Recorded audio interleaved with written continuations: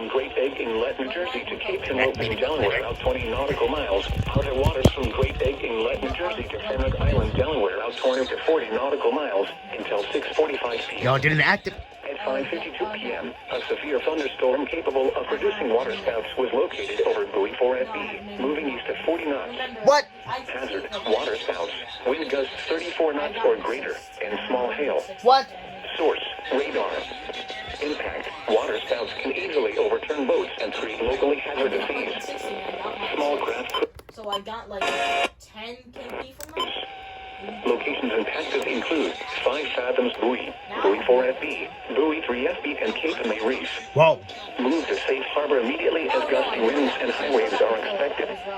Frequent lightning is occurring with this storm.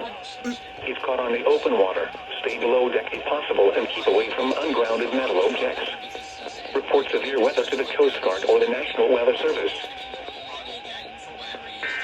Huh. Where? At 5